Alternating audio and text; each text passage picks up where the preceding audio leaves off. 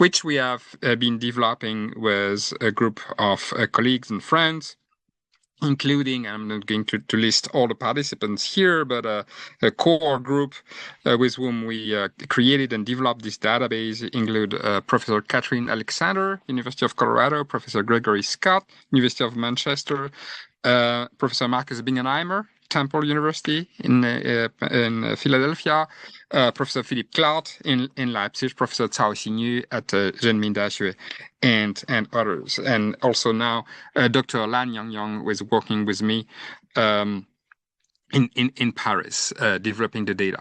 So the idea is that the data is completely open access, but we need a user account in order to create data. But we open accounts for our regular contributors. So far, the database is about presenting detailed, reliable descriptions of religious editions. We don't provide images or text files so far, but right now we are starting on a project to OCR and made publicly available searchable text versions of at least some of the many editions described in CRT here. But at the moment, it's really descriptions of editions that are available elsewhere, either online or in our libraries, but for which there are no tools, no research tools so far. So the basic principle is that each page in the database, and as of today, we have about 6,000 such pages.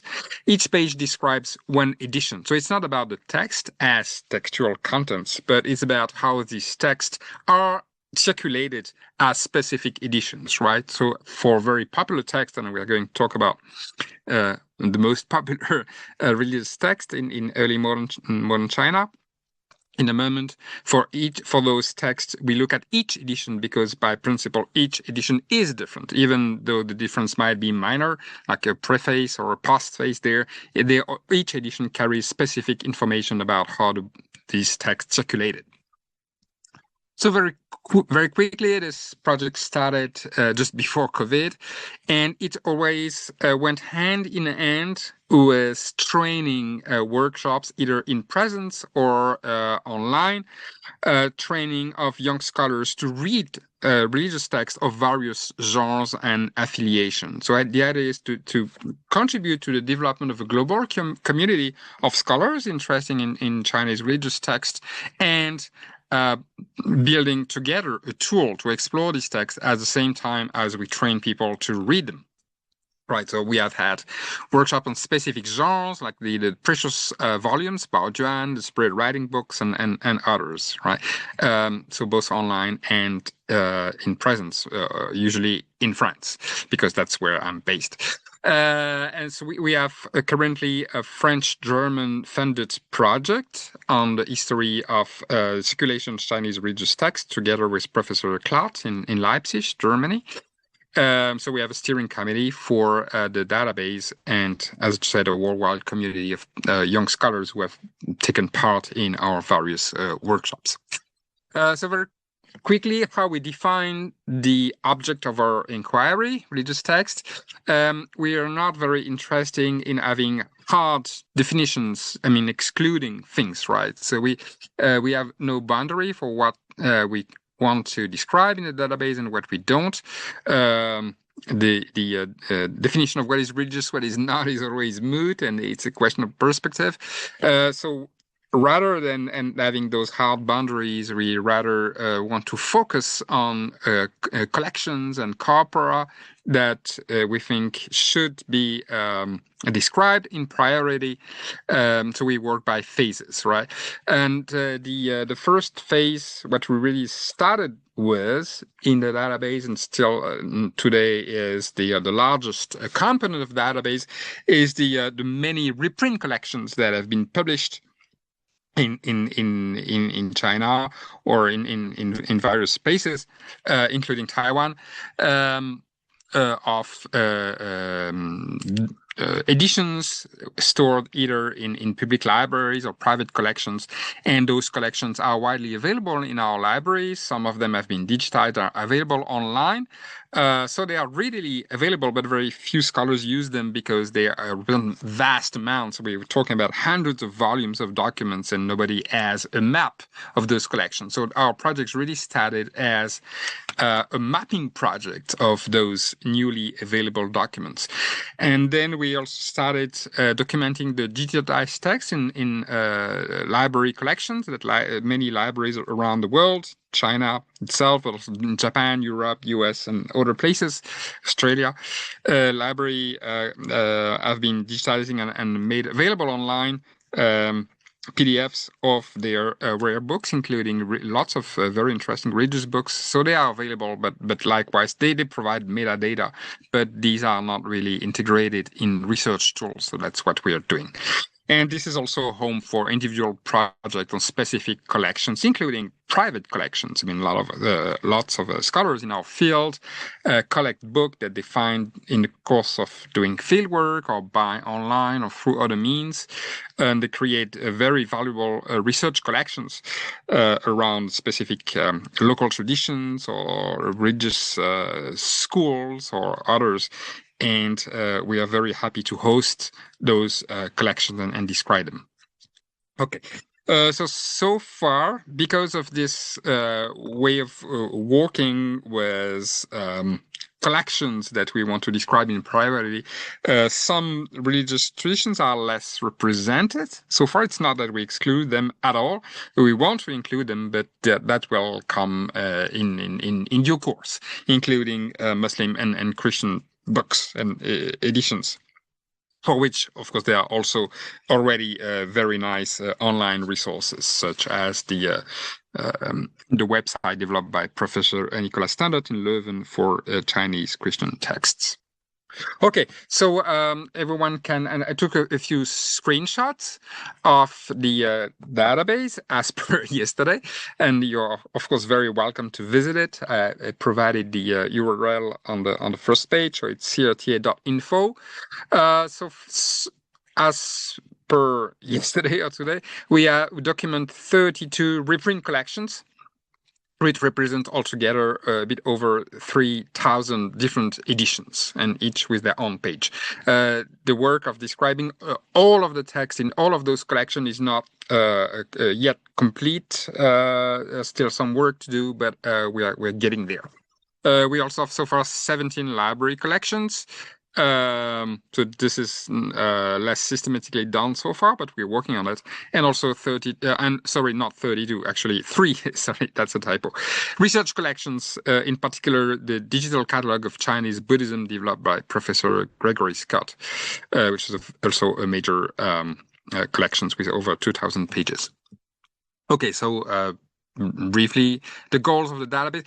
So this database was not created specifically for the purpose of engaging with quantitative history. That's one of the many things we can do with CRTA, so that's what I'm doing today. But it has other goals. So I was saying mapping this textual production, enabling scholars, researchers to find specific editions, specific authors, specific religious groups, specific cults, even gods, religious traditions, to look at religious text production in specific locales, places. It also allows us to overcome the strict boundaries of religious affiliation, right? So we don't divide between Buddhist books, Taoist books, Confucian books, and so on and so forth. But we try to because authors, readers, presses did not strictly made such distinctions, right? Even as we will see, an avowedly, explicitly Buddhist press could publish lots of Taoist or sectarian material, right? So it's very useful to take a larger view and comprehensive view of the kind of text that were produced and circulated to put together all of those different religious traditions. we aim to provide detailed table of contents and paratext, because that's something that library catalogs don't do, and that allow us to find specific text. Many readers' books are actually compilations of lots of different short texts that never exist as books because they are very short, but have their own lives and circulate between different anthologies and editions. And to wrap up with this introduction to the database, to the data set, we aim to make this literature more easily accessible to scholars who don't work on religious history, but who would find very useful material for their own research project in that kind of religious text in the largest sense, right? Like, for instance, in morality books, you would find a lot of things about economic history, about gender relationships, about family values, and so on and so forth. So things that will be of interest to economic or social or cultural historians. And in order for those historians, or indeed for 20th century sociologists or anthropologists, to be able to use this material, we help them find relevant text and passages, and to get the element of context for those texts. Okay, so now to the core of my presentation: quantitative analysis of this corpus. So as I was saying, as per today, about 6,000 pages, but that's really work in progress, both within the collections that are already in CRTA and other collections that wait for us to describe them and include them. Have no precise idea of the total available corpus and texts that are out there in the libraries or online that wait for us to find them, but certainly over 20,000, right? So this is not the numbers and charts I'm going to show you are not definitive. That's the preliminary result of analysis of what is already in CRTA, but we add to the data set on a daily basis, right? So maybe if I come back to you in a year or two, I will have to revise my conclusions because the new data will have show that there were biases in what have been described so far. Anyway. So a few very simple general observation about this data set of about 6,000 different editions. We have some manuscripts. So this is really, we are focused on print culture. And of course, for the Qing, that's by and large essentially woodblock print culture. As you can see, not all entries have been fully described in terms of format, right? But so the majority of our editions are woodblock prints. But the number of manuscripts is not negligible, and that's reminds us of an important fact that even though late imperial and most of our texts are late imperial editions, right? From the late Ming to the early, to the Republican period included. This was by and large a print culture, but manuscript culture did not disappear. And in certain genres of text, manuscript culture remained very important. Certain texts circulated only in manuscript form, not in print, for various reasons, including the fact that certain texts were not meant to be available to everyone, right? Like in some traditions, like ritual instructions for ritual specialists, where certain types of ritual instructions were not printed because they were copied from master to disciple, right? And so even though reprint collection tend to focus on printed books rather than manuscript, they still include those, and this is something we have to keep in mind. And of course, for from the late 19th century onward, we have a rising number of lithographs and then books printed with the mechanical press and movable type from the early 20th century onward. We can also, and I'm not going to do much of this at all today, but may analyze by types of publisher. That's something that is on the agenda. Look at what kind of books were published by private families, by commercial presses, by religious institutions, and then from the early Republican period onward by the major like Shanghai-based publishers. Some of them simply commercial presses, some of them linked to religious institutions. We can make a geographical analysis, look at the different religious print cultures in different regions. I'm going to do a bit of that. Look at the temporal evolution and look at different textual genres.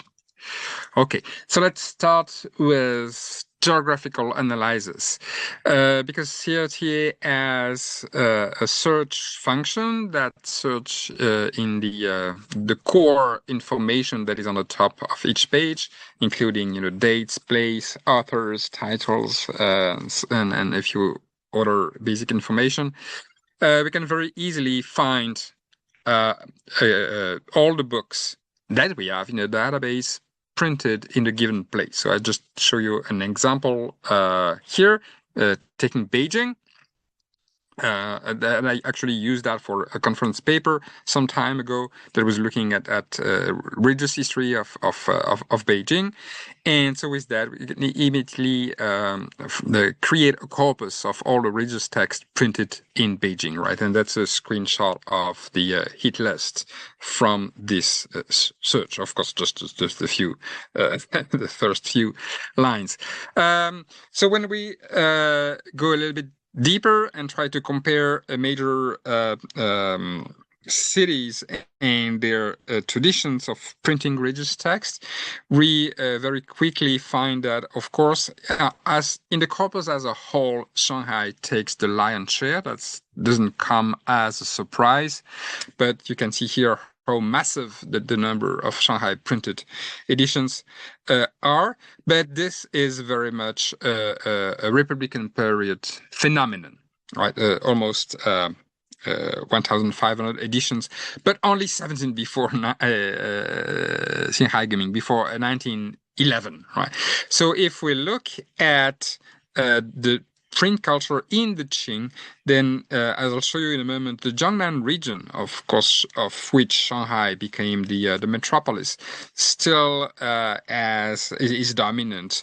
But we other other major cities, Beijing, Guangzhou, Chengdu, were also served as also had their vibrant religious print culture, with specific local religious presses, the so-called Shanshuju, which published large numbers of editions, right? And so if we only look at the numbers before, excluding the Republican period, then of course we get a very different picture.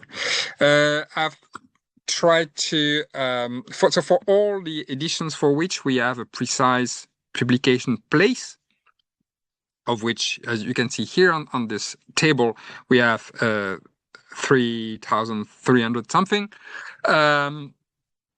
Not all of our editions are precisely located.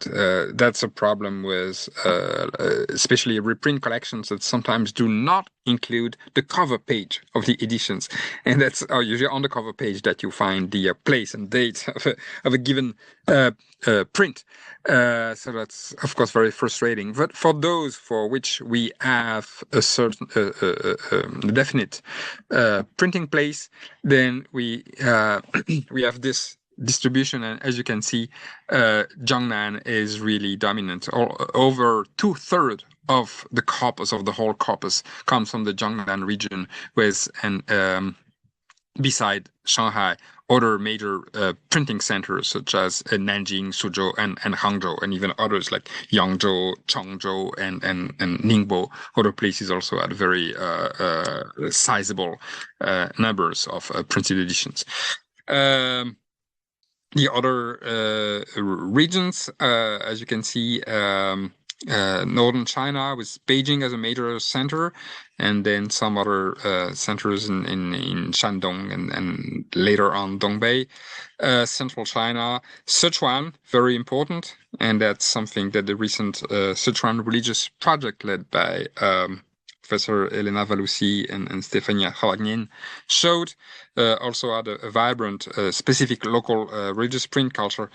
And then maybe a little bit surprisingly, relatively low numbers for the Cantonese world and the Minnan world, I mean Fujian and Taiwan. Of course, we have a number of editions in Taiwan from the Japanese period. But this, at least in the corpus, is significantly lower than the numbers from Zhongnan. Okay. So that's for geographical distribution. Now, time period, the timelines. Again, here we work only with exact publication date when we have the date of the woodblock carving clearly indicated in the book. We don't do, we clearly distinguish at least from estimated publication dates that we can find, like the last date mentioned in the book, or the date of the last preface, that Yuan, that kind of thing, so that we can also use for other analysis. But here I'm only dealing with those editions that have a precise, exact publication date, which is only a part of the corpus. And if we look at the Qing specifically, we have almost 1,100 precisely dated editions, and you can see that on this, and I'm going to show more charts in a moment, but that over half of it comes from the last 15 years of the dynasty. Of course, it makes sense that we have the later in time, the more text we have, but this is really massive. And for this, this sort of analysis of the temporal evolution of text production, I really want to emphasize that I don't mean this to be understood as a completely reliable picture of the actual number of books that were printed in these different time periods. That's what we have. That's the corpus we have in the readily available reprint collections or library collections, right? So there is clearly a bias in the books that are available to us. But this in itself is significant, right? Because this basically reflects what we as historians of Chinese culture or Chinese religion in particular are working with. And I think it's not necessarily a major problem, but we need to be aware that what we are reading, what we are working with, it was produced in the very late phase of, was mostly produced in the last decade or so of the Qing dynasty, and therefore reflects the interest and perspectives of the intellectuals who were living, and religious activists who were living in that particular period, right? And it also reflects the massive destructions caused by the Taiping War. Because the Taiping War not only killed several tens of millions of people and destroyed hundreds of thousands of temples and religious institutions, it also destroyed and burned the books that were housed in those institutions.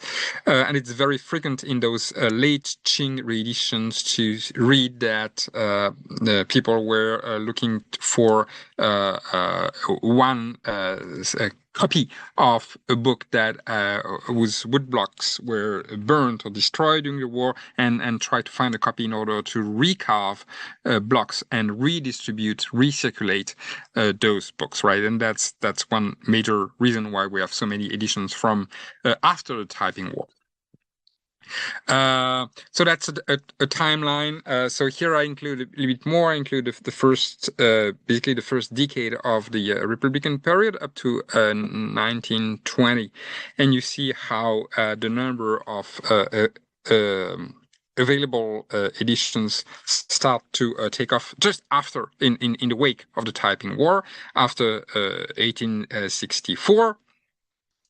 And you can see that actually we have a significant number of books that were published during the war, right? So there was a major activity of religious text editing and publishing during the war, and as part of the war, as a reaction to the war situation. But then after the war, things accelerate very, very significantly in order to restore the circulation of the books. Now, if we want to look at this period more closely in this timeline here, we have a more focused analysis looking at 2-year intervals, and we can see how indeed production actually takes off not immediately after the war in 64, but more like around 68, 69, when institutions of, especially in the Jiangnan region, which, as we have seen, is so crucial to religious book printing, religious institutions and communities slowly recover and finds the financial means to restart printing activities, right? So things take off after 68, 69, then remain as a high level. And the top years, I mean, the golden years are really the last years of the 19th century, like between 96, 99. And then for some reason, the numbers go down, still remain significant, but the numbers of editions are somewhat lower in the last decade of the Qing, from 1900 to 1910, and then again a boom in the after 1950. Okay. Right. So that's, of course, we could say much more about the timeline of religious printing activities, and we could compare between different regions and different genres. But now I'm going to introduce another angle for analyzing the corpus, which is the genres themselves, the types of books that were printed, because the religious institutions and commercial presses and other type of institutions that printed books tend also to print different things, different types of contents in different places and in different periods of time. So in order to bring into the analysis the type of contents, type of text, we have devised a general typology, right? So this is really not meant to be a definitive descriptions of Chinese religious texts in general, but this is a tool to look at how different types of religious contents were printed by different groups and different times. So this is a typology in 12 types. I'm not going to read through all of this, but very simply, this is based on format rather than substantial content, right? So a revealed scripture is a book that is the word of the gods or the Buddha, so deserve calls for a particular format because it's ritually performed and need particular reverence and care. So liturgy is about how to perform rituals. Morality books, a very major role explaining the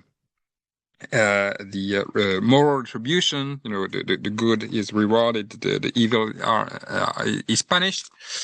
Precious volumes is a particular type of performance texts, narratives, stories, gazetteers of temples and sacred sites.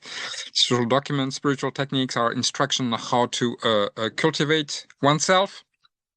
given by human masters or by gods, essays, poetry, philosophical tracts by major historical figures, prophecies, canons, where are large collections of various texts, and divination calendars, right? So this is a bit blunt, of course. Each of those category take together rather different sorts of editions, but this is, I think, a simple enough tool to think about how different kinds of religious books are printed by different institutions and groups. So these are the numbers. Again, we have been assigning, that's my personal project, together with Dr. Lan Yang, who is working with me on this project. So as per today, you can see the distribution of those 12 types across almost 3,500 pages or editions that we have tagged with those categories. So because of the reprint collections we've been working with, which have many Baojuan, it's precious volumes, they have a large account for almost 1/4 of the whole corpus. So maybe this will change as we keep expanding the database. But still, it reminds us that Baojuan was and still is a major genre to express religious ideas and convictions in early modern and modern China. So that's something to keep in mind. Even when Baojuan studies is a specific field, right? But even if one does not work with Baojuan, one should remain aware that this is a very popular means to convey and circulate and distribute religious ideas. Scriptures, extremely important, of course, in all kind of editions, both the scriptures, for simple scriptures made for ritual performance, psalmody, but also commented, illustrated editions of some of those scriptures. Category 8, self-cultivation, also accounts for the personal side of religion, right? So how to practice on an individual basis, major genre.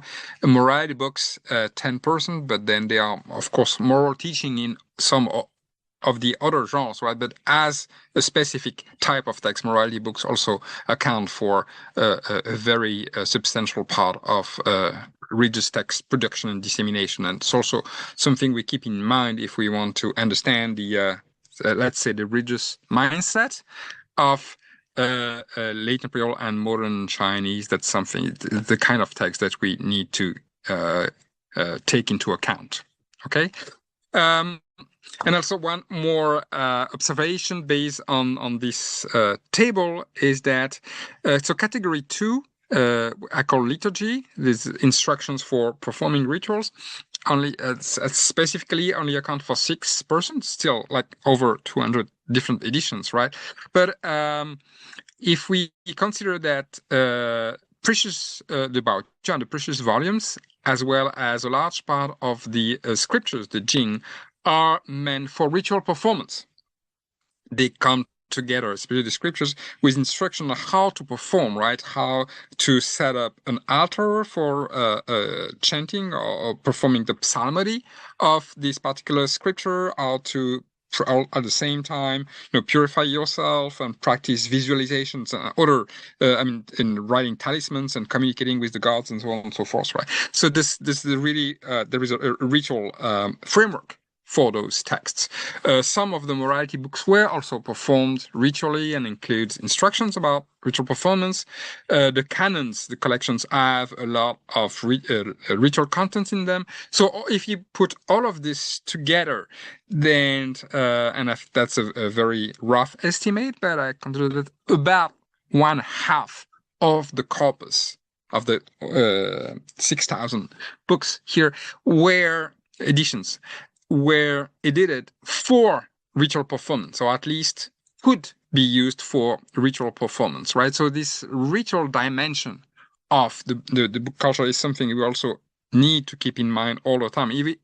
Even though we might choose to read these books for their ideas, for intellectual history or thought history or cultural history, we have to keep in mind that in many cases, these books were meant for ritual performance. So the central place of rituals, and when I say ritual, I mean very broadly, right, from a collective, offerings and sacrificing to the gods to individual self-cultivation, right? The many different sorts of rituals are involved here, but ritual is at the center of this activity of, book editing, book printing, and circulating.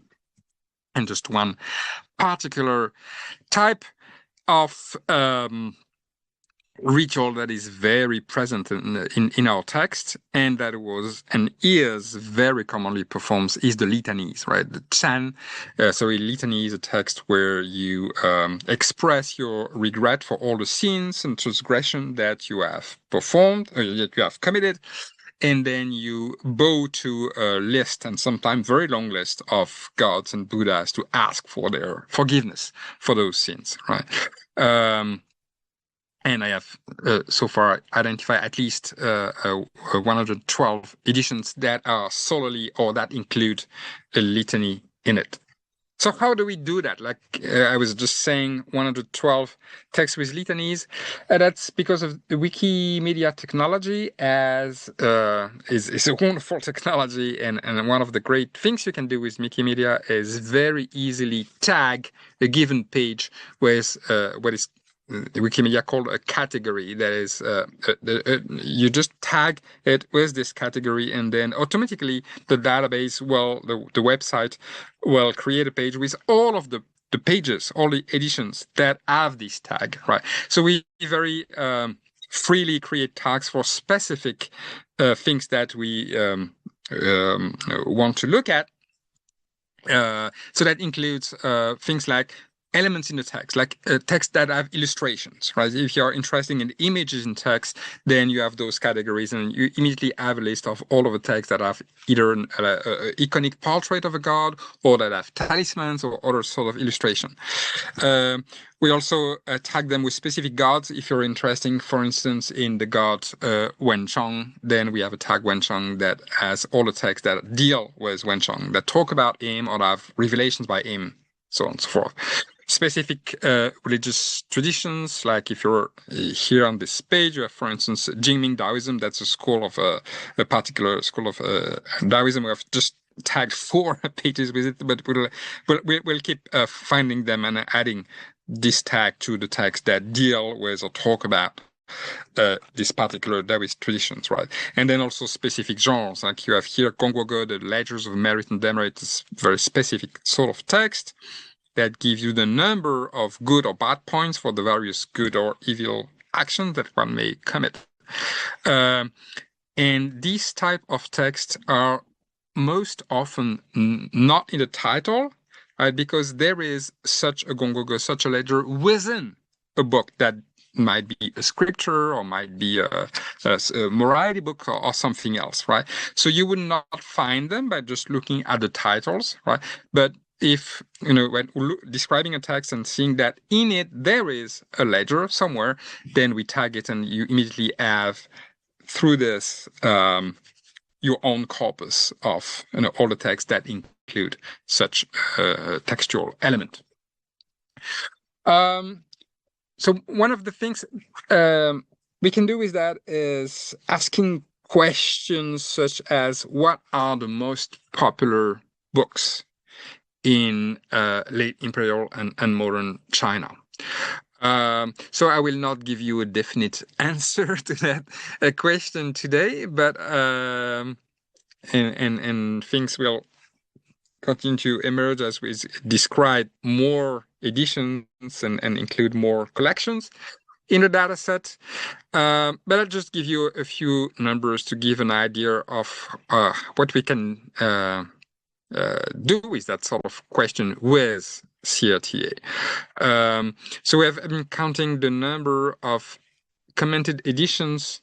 Not usually it's only this particular text with commentaries and illustrations and other textual elements, but they can also be included in something else, like in a canon or in a large anthology. So we have a very substantial numbers of editions of the Taishanganingpian. Taishanganingpian is a text that appeared around Northern Song, 1120 or so, but that became extremely popular in late medieval time. It still is very popular today. It's still widely reprinted in paper and online.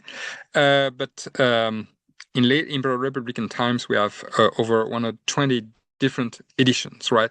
So we knew that the Ganingpian was possibly the most popular, or at least absolutely central books in late Imperial modern Chinese religious culture.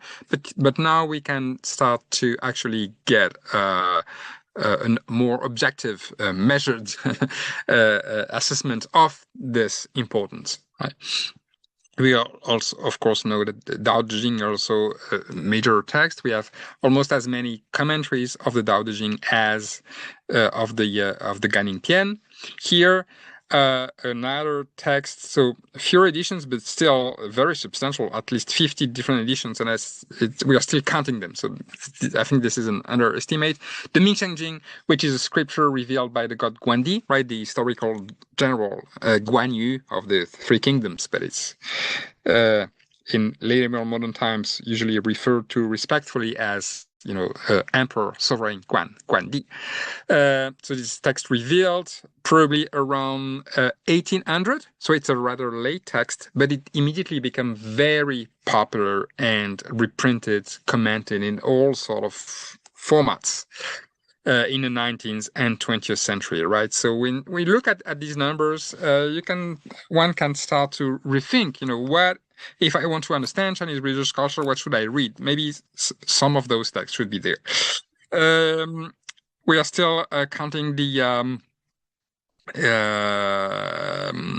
numbers for the editions of the major Buddhist texts like Diamond Sutra and Heart Sutra. So I don't yet have numbers to give you here, but they will certainly also be in those range.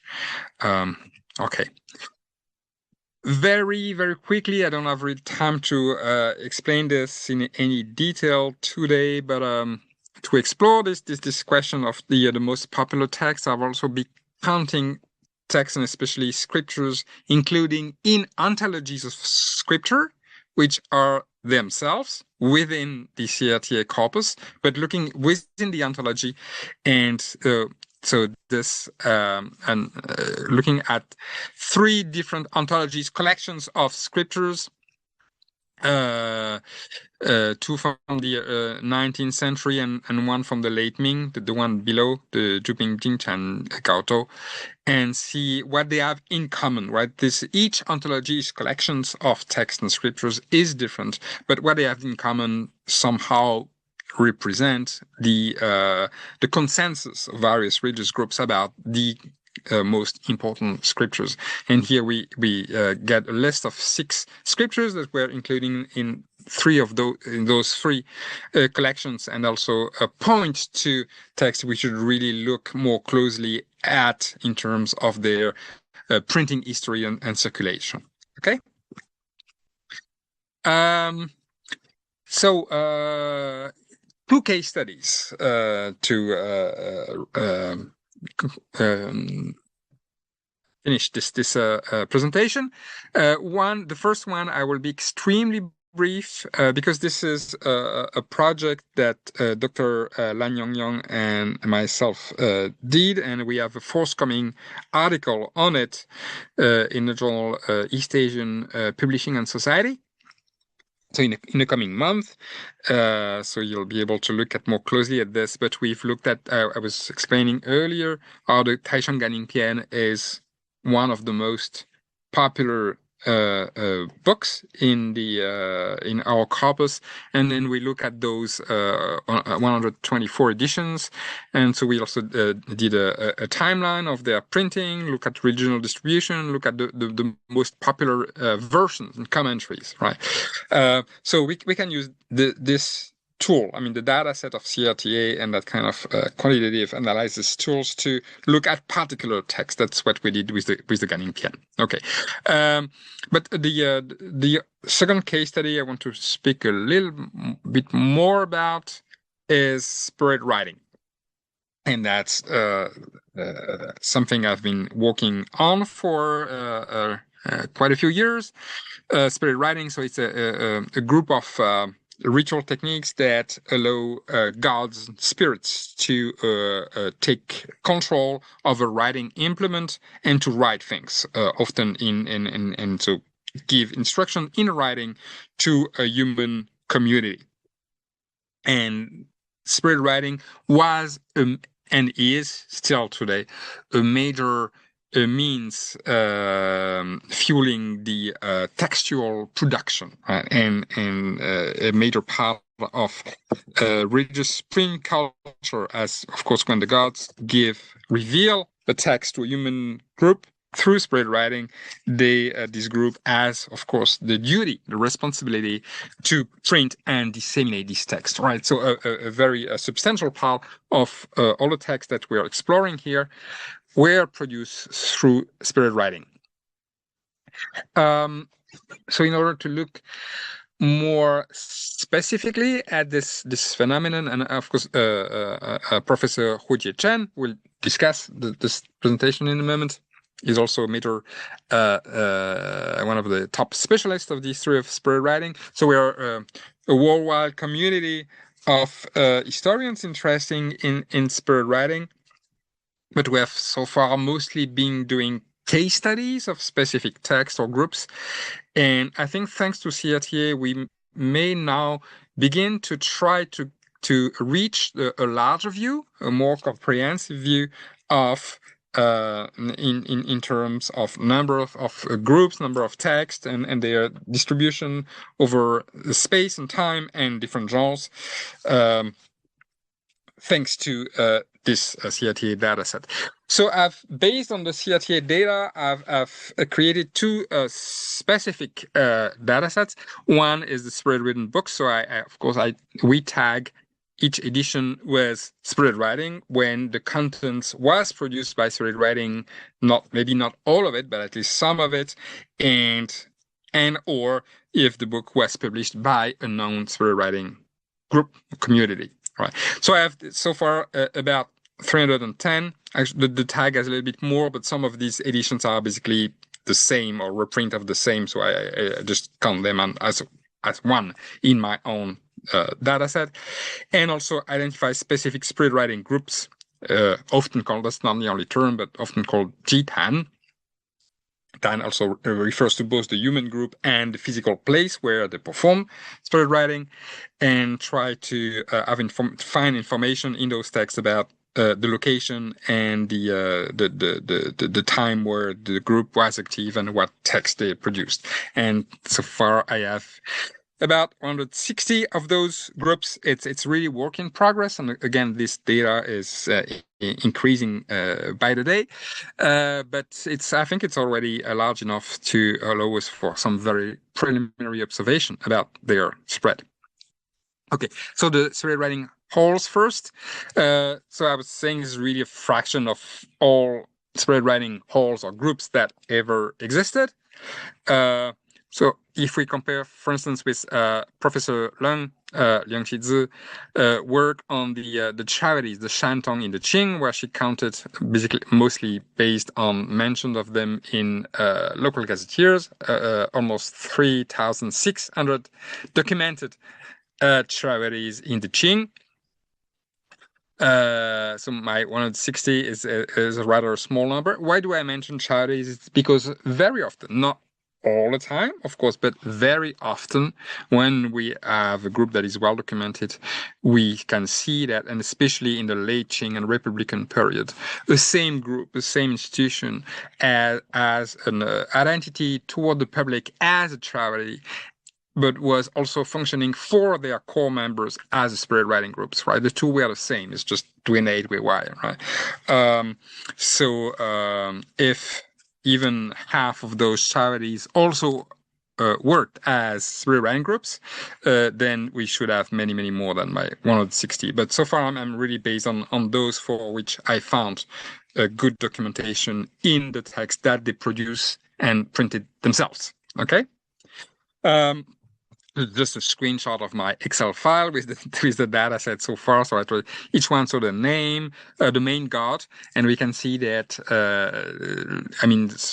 Lüzu or Guandi or Wenchong or Jigong, Yao Che Jinmu, the different gods, add their own networks of spirit writing groups, and that add also refer to that were linked to different regional traditions, right? So location, the text, and the dates, right? So I try to map that. I'm sorry that I really did this map quick and dirty. When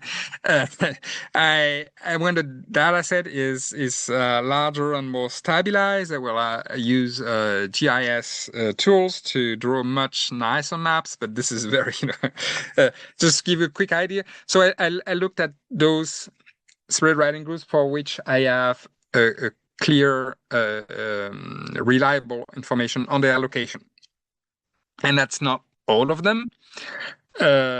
Some of them I have a name, I have a text, but I don't have a clear indication of where they were located, right? So I look at the whole set, but whole 160, but try to look at, well, I put a cutoff date at 1875, which is somewhat arbitrary, but that's around the time where, after the Taiping War, restoration of religious activities, and we see a rapid expansion of religious book printing.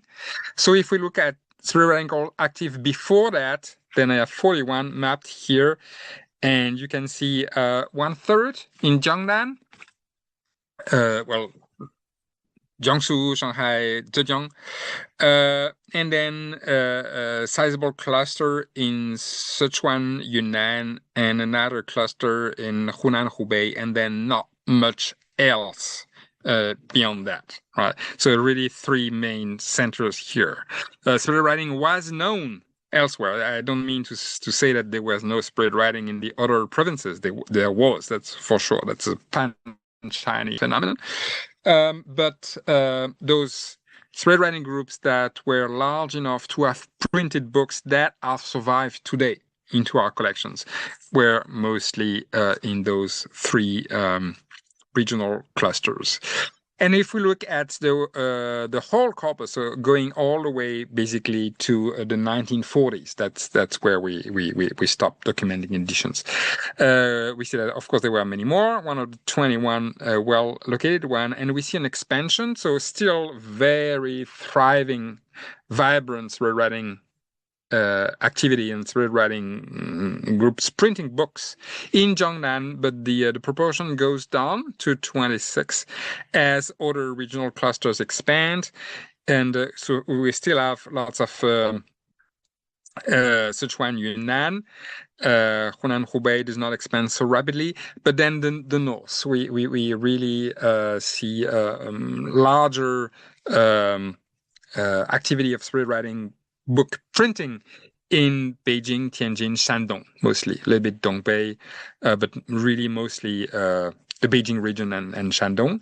So that's one cluster that really takes off after the 1880s, and also in the South Cantonese world, and of course Taiwan.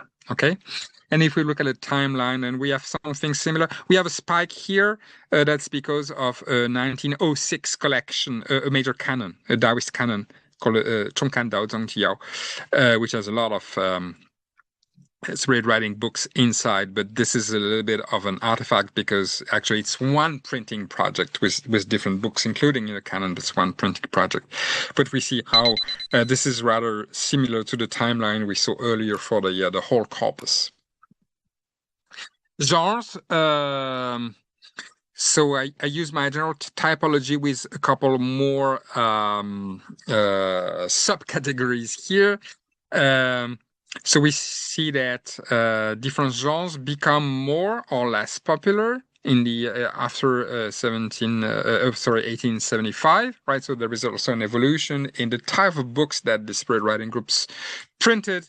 And I just mentioned one thing here, which is really not so obvious in the table, but it's the second line, instructions. And by instructions, I mean when an altar received lots of short instructions, prose or poetry, by lots of different gods, sometimes over 100 gods, right? So invite a lot of gods who tell them, give them instructions on different topics, morality, self-cultivation, and so on and so forth.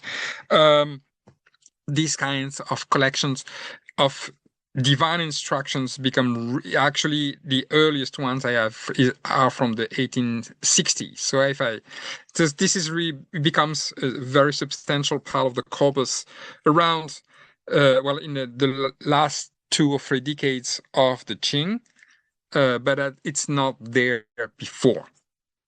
Okay, so this also helps us. Maybe I should, to show this more clearly, I should take a different cutoff date, maybe 1864. But we can use this to see how the same groups, the same type of groups printed different things at different periods of times. Okay, I'm reaching my conclusion. That's the last slide. To very briefly mention the work ahead, right? What we, I think this, as I hope I showed you, with the corpus as it is, the data set as it is, and the kind of simple primary quantitative analysis I've showed you, we also get some insight about the larger picture, but there's much more that can be done, that should be done.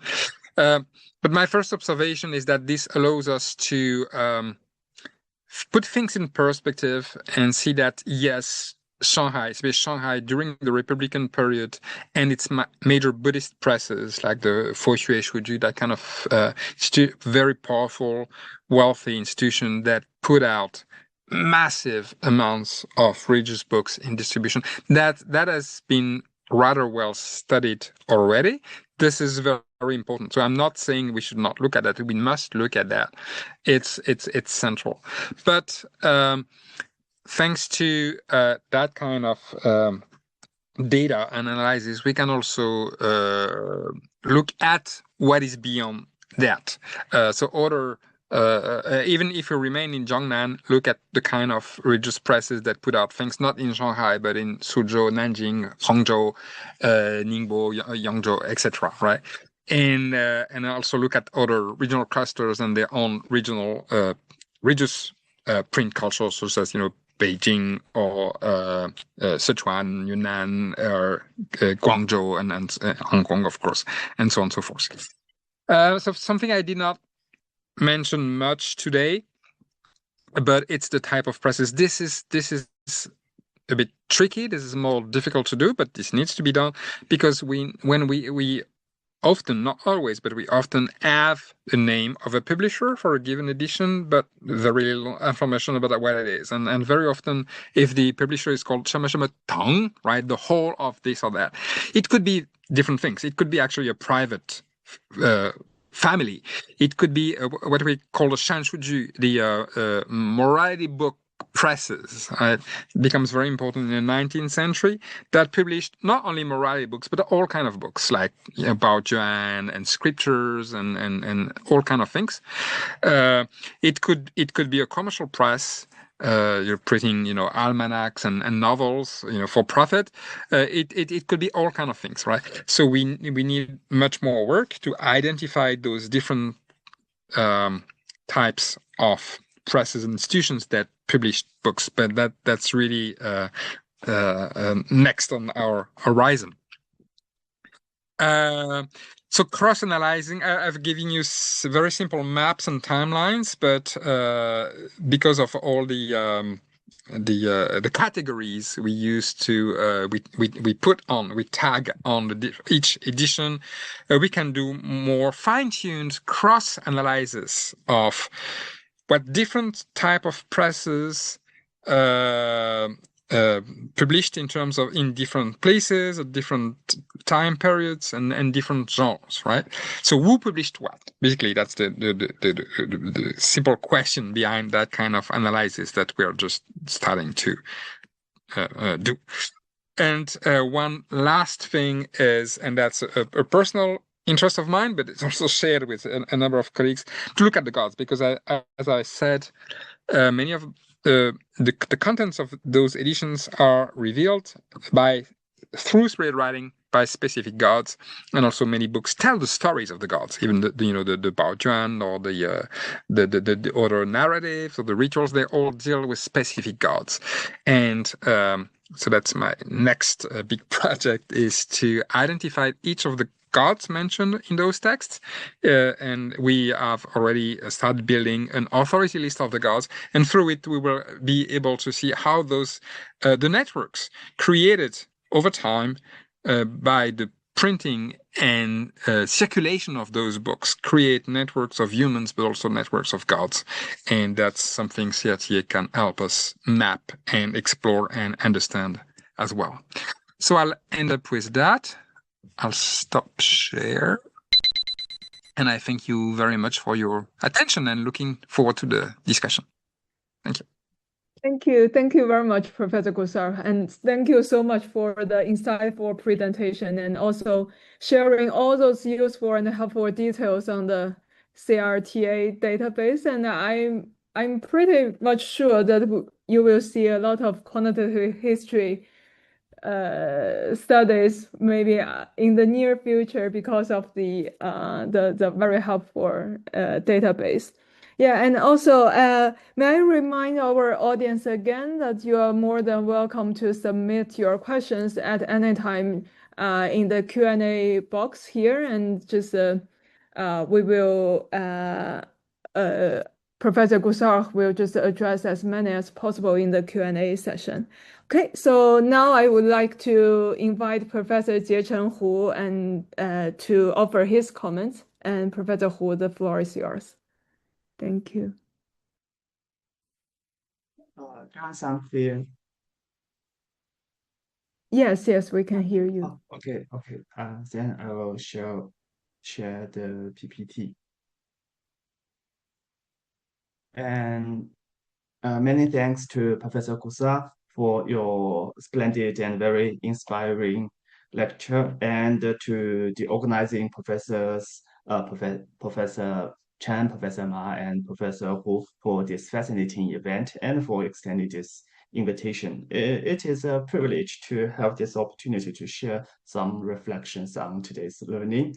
And Professor Goussard's review of this project timeline has brought back my memories of the highly rewarding days I spent in Oslo in 2019. I found this picture on Frogbear's website. At that time, I attended the CRTA workshop as an early career scholar. Looking back now, I suppose I can count myself among the earliest fans of the CRTA project. So in this part, I wish to focus on two main points. First, I shall share some reflections specifically inspired by today's lecture. And secondly, I shall offer some more general observations and feedback gained from following and using the CRTA systems in the past few years. And first, I wish to clarify that I do not believe CRTA contributes exclusively to quantitative research. In fact, it provides excellent entry points and search tools for qualitative research as well. However, as this is not the focus of today's lecture, I shall set that aside for now. And first, I'd like to share a brief comment on the lecture topic. I may call it the emergence generated by scattered disparate texts. I borrow the term emergence from systems theory. It is often translated as 涌现 in Chinese. Emergence occurs when a complex entity has properties or behaviors that its parts do not have on their own, and emerge only when they interact in a wider whole. So regarding quantitative analysis based on CRTA, we can now observe some of the most tangible and significant breakthroughs. Vast amounts of previously overlooked and difficult to use scattered religious texts, as well as individuals and communities, now have been incorporated into the academic landscape and specific analytical frameworks. And crucially, this analytical approach also yields highly macro level and structured maps. So in my view, this structured data platform provides a toolkit that enables us researchers to connect scattered text and data. When isolated, such materials and data and texts are easily categorized or labeled by scholars as belonging to the so-called little tradition, minor tradition, or marginal, right? Yet, when assembled collectively, they can be juxtaposed for analysis alongside the so-called great tradition or mainstream tradition. And this time, this juxtaposition is not driven by value judgments, but by the feasibility of structural analysis. So to some extent, this might be likened to the concept emergence at the textual level, I think. And in this sense, such reflection on great and little traditions differs from approaches like microhistory. I believe it may be regarded as a wholly novel methodology. And these remarks were an extension of my thoughts on the lecture's theme. Based on these personal reflections, I would like to raise two additional questions, not critical at all, just because of my personal curiosity. These concerns have accompanied my research over the past few years, and I should like to take this opportunity to discuss some with Professor Goussat. The first question is about bias, a bias of the data. Taking CRTA as an example, its quantitative analysis undoubtedly reduces the biases inherent in qualitative studies on single text or individuals. However, might it introduce another form of structural bias? Well, for instance, the temporal and the spatial unevenness in the survival of historical documents.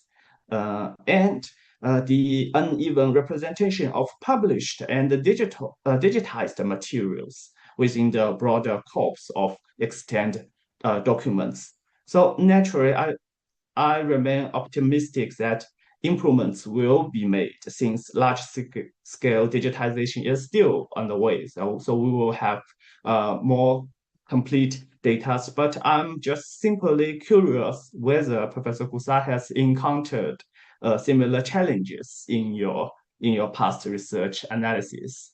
And the second question is about outcomes. This is a more straightforward question. To my knowledge, Professor Goussat is among the earliest scholars to attempt a quantitative re-examination of these most popular religious texts, deities, and practices during the Qing Dynasty. So today, with the emphasis on publishing and book history, the examples cited are Taishan Ganying Pian and spirit writing authors.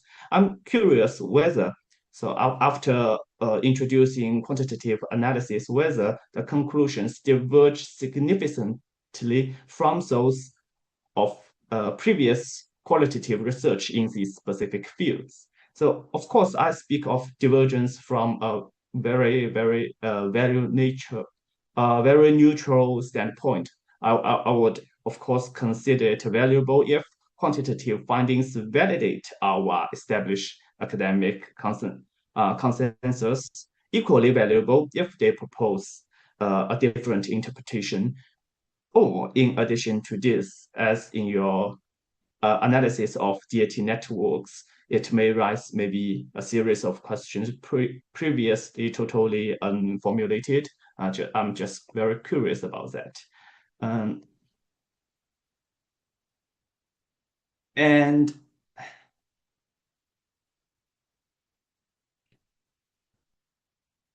the final section is not specifically about the content of this lecture, but broader reflections arising from my personal experience using CRTA over recent years. I have long held the idea that religious literature and texts from the Qing dynasty onwards has been undervalued in both quantity and significance. While it may not meet the strict criteria for big data in terms of volume, there are undoubtedly numerous questions that qualitative analysis cannot address and which can only be resolved through quantitative methods. So, for example, take today's theme of publishing, for instances. Vast religious texts preserve details of publishers and even donors. And vast majority, maybe more than 80 or even 90% of these people remain totally unrecorded in historical annals and even local gazetteers. So only through quantitative analysis in future can we trace these valuable clues about these figures. However, I wish to note that in recent years, I have developed a new vision building upon this foundation. I think CRTA offers an alternative possibility, not only forward, but also re-establishing a bridge to the most traditional knowledge of bibliography or philology, or more specifically in Chinese, 目录学 or 文献学. Frankly, I must state that for religious studies, the traditional knowledge structure of the 目录学, the cataloging and the bibliography, carries significant fatal flaws. When I first studied bibliography, my teachers typically recommended us two introductory texts. One is 四库全书总目提要, and another is 书目答问补正. Yet, once one delves into the religious textual research, problems immediately pop up, because traditional bibliography covers religious texts far too sparsely, and the taxonomic or typological approach is also profoundly unreasonable. So we take the Daoist canon as an example.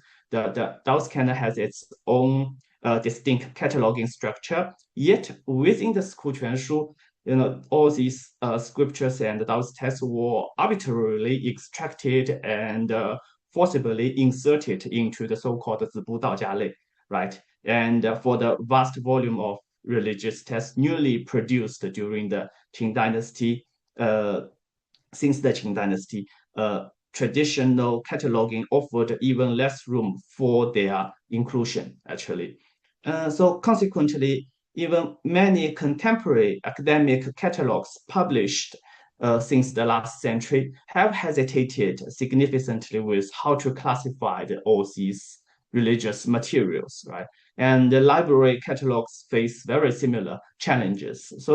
And we do not have a very good or a feasible standard for that. So in other words, the vast religious texts produced over centuries following the rise of the commercial publishing in the late Ming period have never been properly examined within traditional bibliography, nor has their overall typology been seriously discussed. So this is my first point. And in practical bibliographic and philological activities, including acquisition of Asian books by public and university libraries since the 20th century, and then followed by cataloging these ancient texts, then their reproduction, publication, study, and recently digitization. among all these books, religious texts consistently rank lowest in both priority and coverage. So this situation stems from multiple factors. For example, the overwhelming majority of religious texts originated in later periods, just as Professor Kusa showed in this lecture. And so this making them unlikely candidates for the traditional classification as fine edition or rare editions, also we call it 善本, 真本, right? For example, and secondly, many religious texts exhibit substandard printing quality, diminishing their relic value. And the long-standing marginal status of religious studies in Chinese mainland has also left institutions difficult to assess the academic value of religious texts, and so on. So we have many reasons to explain this phenomenon, and consequently, a peculiar phenomenon exists within mainland China's library systems. The variety and quantity of religious texts held in private collectors far exceed those held by libraries across many regions, in many provinces. And in recent years, we think it is not uncommon to discover hundreds of religious manuscripts and woodblock print materials within a single county, and all these books that have never been cataloged by the library system. So it's totally not uncommon recently. Thus, setting aside the structural deficiency of traditional cataloging, our existing bibliographic information also fails to adequately cover religious texts from the late Ming Dynasty onwards. So this is my second point. So building on these two foundations, I believe that CRTA offers a platform for enabling us scholars to reconstruct a new structure of bibliographic scholarship. It also effectively supplements and bridges traditional bibliography, 文献学 or 目录学. So to some extent, this might be viewed as the most cutting-edge quantitative analysis feeding back into the most traditional qualitative analysis. I mean, maybe. So this is my just my new gains in recent years. And finally, I should like to note that all the above reflections do not represent any academic consensus. They are largely based on my highly personal understanding and may therefore contain numerous blind spots and biases. So I will be most grateful for any corrections from all of you, and thank you very much. Thank you very much, Professor Hu. And Professor Gusark, do you want to briefly respond to Professor Hu's points? Yes, thank you. I do want the difficulty will be in the briefly, but thank you so much, Jiechan. That's very much the point. Extremely helpful. So very quickly, structural bias. Yes, absolutely, because what we are doing now in the first phase is describing things that have already been selected by either editors of reprint collections or librarians. Right? They have made selections, and their selections are very biased, as you say. They tend to look at the more beautiful illustrated books, at the more ancient books, or editions of well-known texts. So, for instance, a major format to distribute books is the concertina, the Jingzhezhuang format, right? So that's the texts that are not bound, but are just folded so that they are used because they are used for rituals. That's what you use when you actually sing or perform a ritual. That's probably, possibly over half of the books were printed in that format. But this format, and I'm tagging this as a category as well now, but it's a very small part of the reprint collections because these are smaller, cheaper editions are less interesting for collectors or librarians. That's one bias. The manuscripts. Clearly, there are many more manuscripts that have been selected in those reprint collections. The leaflets, Taishan Ganing Pian, probably the major way Taishan Ganing Pian, because Taishan Ganing Pian is short, right? So the major way, just purely quantitatively, it was distributed, was printing just one sheet, not a book, but just a sheet, right? If you print small, it can hold on one sheet of paper. So that's much easier. You have one block, one sheet, you can make 2,000 copies and give 2,000 copies within a couple of hours, right? So this is the mainstream of the circulation of this text, not the beautiful editions by famous scholars. Right? This is really very marginal, the top end. The mainstream is this, but this is not in the libraries. This is not in our collections, right? So we don't see, we see the tip of the iceberg, or just the tip of the tip. We don't see the mainstream. So absolutely true about structural bias, and we hope that by including in the future more private collections collected by researchers, we can, to some extent, overcome this bias, at least in partly, but still. Outcomes. To very briefly, one thing that I got from this kind of analysis is that texts that were popular, that were often reprinted, that were commented, tended in let's say, from the late Ming to the Republican period, mostly tended to be recent texts. So, of course, people had respect for the early texts, like the early Buddhist sutras or the early Taoist revelation. They were there, they were respected. But the Chinese were very attentive to religious innovation and to new texts, right? So the new text did not replace the old text, but they certainly, I mean, there was a continuous, how should I put it, configuration of the landscape of text, and new text constantly came to the top. So that's one outcome from the quantity. And of course, philological-minded scholars, they like to the earliest text better, and for some good reason, right? It makes sense. But these very early texts were not necessarily the mainstream of the most popular text that people actually read and printed. I think you're very right about the catalogs. The typology I showed, that's not a strategy for cataloging text. That's something else. That's an analytical tool.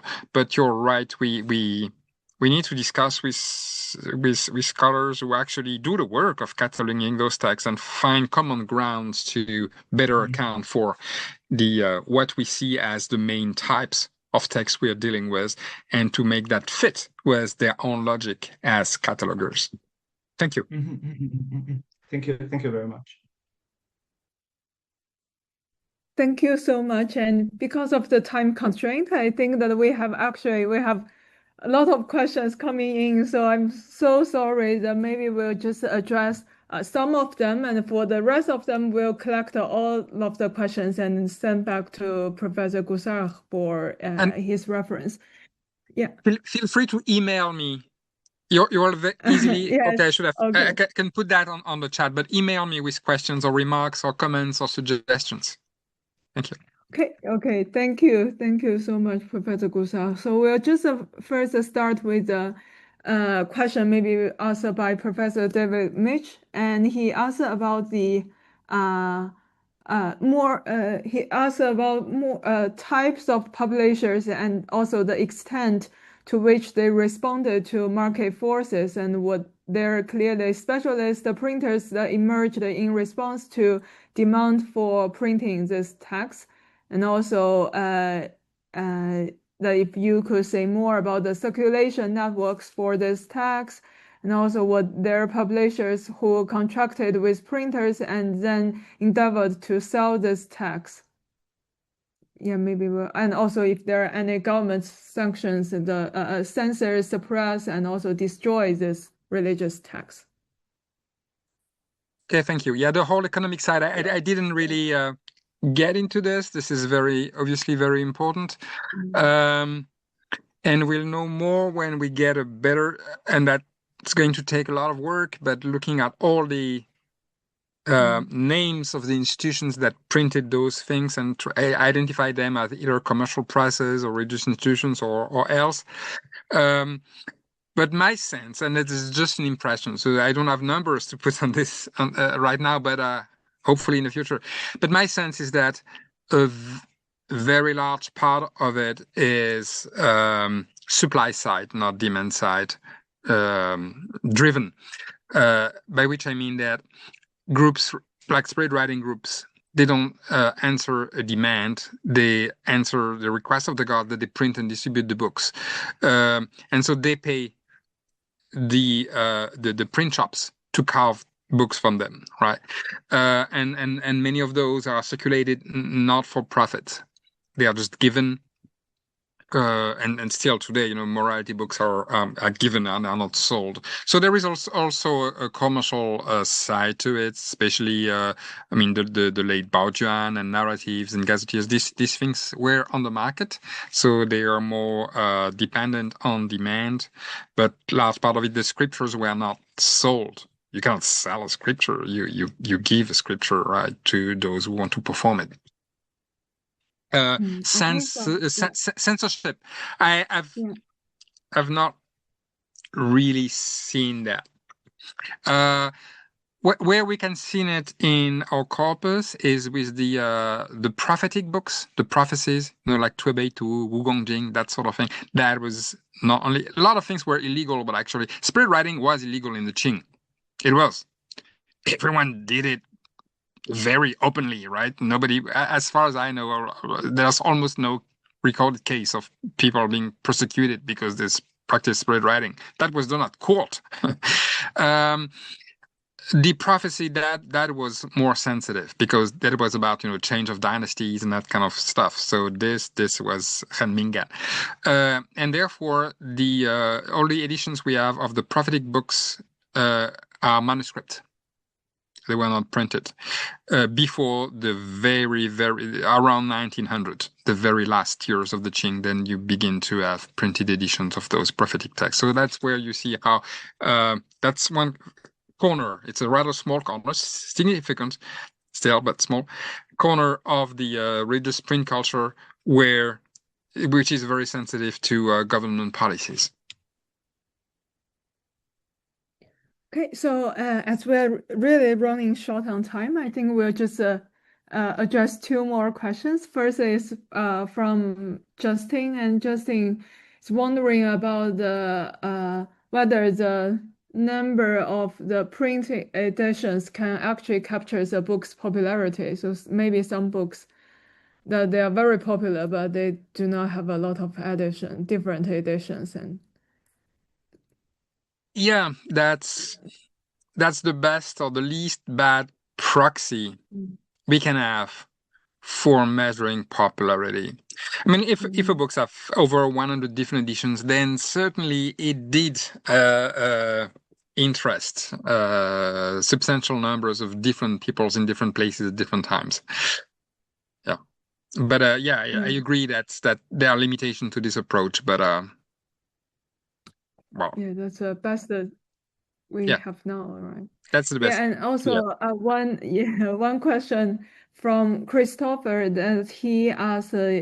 He's wondering whether this project can speak to how Chinese religious publishing may have responded to influences from the West and elsewhere. Yeah, and that's something for the future, and I hope not too distant future, we integrate more Christian and Muslim books, and there are also, of course, books in languages other than Chinese, whether that's European languages or Manchu, Mongol, and other Uyghur and other languages. Then we can say more about this. In a nutshell, I would distinguish If we look at what is happening from the 1870s onwards, basically with the introduction of the Western presence in Shanghai and new printing technologies and that kind of things, I would distinguish technological modernity, the fact that we have lithography and then we have the mechanical press, that kind of things. I would distinguish this from contents. You can have very traditional contents. I mean, just a reprinting without changing anything, a medieval book with the mechanical press. So that's technological modernity. It's not intellectual modernity. And then you have very innovative things reflecting on the situation in China in the 1930s, published on woodblock prints. Right? They still did what they still do today for certain type of text, woodblock printing, right? So it's one thing to use Western technologies and another thing to reflect on intellectual, religious, cultural influence of the West on the way Chinese do religion. Okay, thank you very much, Professor Coursat. And I'm really sorry that as we are really running out of time and we do not have enough time to address all the questions, but we will just collect all of them and send all of them to you afterwards. Thank you. So Thank you. Yes, so I guess we have to wrap up here. So thank you very much again, Professor Coursat, and also thank you very much, Professor Hu, for a truly engaging session today, and we really learned a lot about the CRTA and what we can do next. So thank you very much. And so also I'd like to take this opportunity to remind you of our next quantitative history webinar, and we are very happy to have Professor James Fenske from the University of Warwick to give us a talk on February 26th, and he will sharing with us his new research on the migration and also language barrier in India.